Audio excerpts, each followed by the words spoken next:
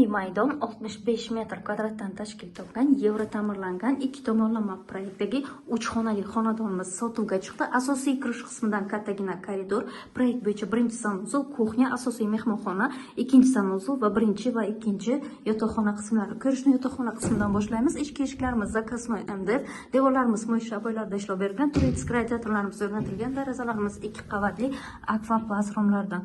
Ikkinchi yotoqxona qismimiz, proyektimiz ikki tomonlama proyektda.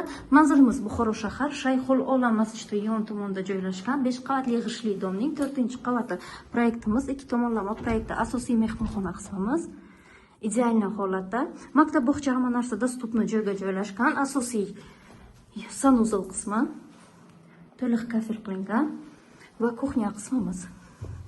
Duxkonturni kotyorlarimiz o'rnatilgan, fartuklarimiz qilingan, sharoitlari mavjud. Batafsil ma'lumot kimga qiziqarli bo'layotgan bo'lsa, pastki raqamlarga bog'lanishinglar mumkin.